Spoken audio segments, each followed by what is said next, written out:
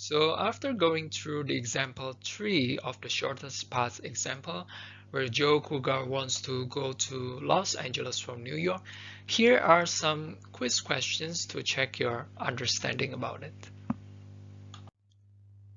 So given the definition of FTI, and then given the values of f for 8 and f for 9, I have a statement. At the beginning of day 4, we must be in Denver because the distance to LA is shorter. Is the statement true or false? So I will give a pause on the video for about 5 seconds to give you the time to think about the answer, and then I will return after the pause to give the answer.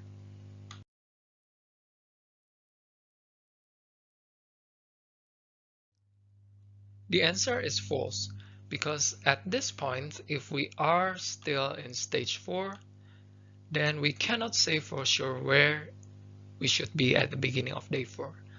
Because also F48 only says that this is the distance to Los Angeles if we are in Denver at the beginning of day 4. It doesn't mean that we must be in Denver.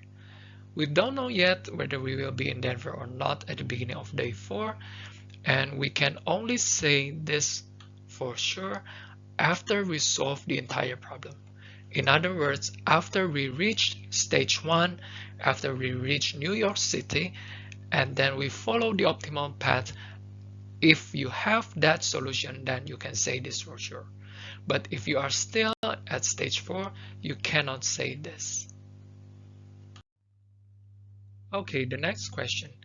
The F23 means that if we begin day 2 at city 3, then it would be the best decision to go to city 5, such that we will begin day 3 at city 5.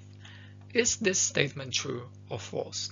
Again, I will give you the answer after the pause on the video.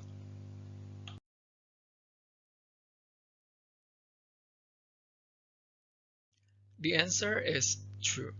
So if we begin day 2 at city 3, and then this is the asterisk here, means that we go from 3 to 5, we will begin day 3 with the state of being in city 5. The next question, when we compute F22, we cannot ignore the F3I part. What I'm going to say is that we cannot ignore this part. Is it true or false?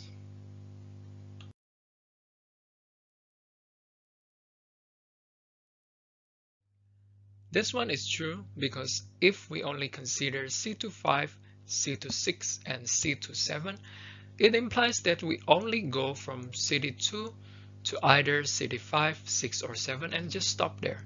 Because remember, this is just the distance from city 2 to city I.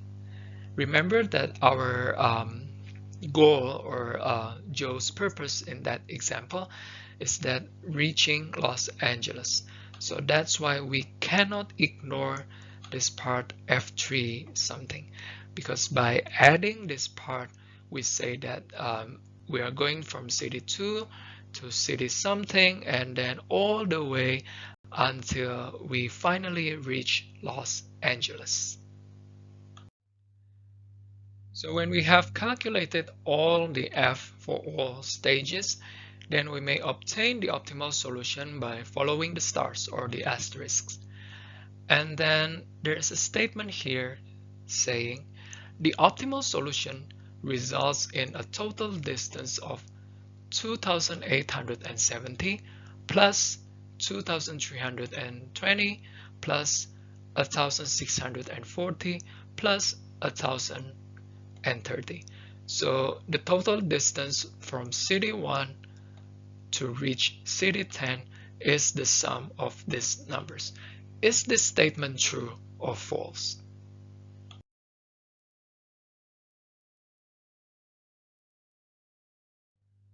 The answer is false, because based on the definition of FTI, F11 is the minimum distance from city 1, which is New York, at day 1 to Los Angeles. In other words, this 2,870 is already the total shortest distance from New York to Los Angeles.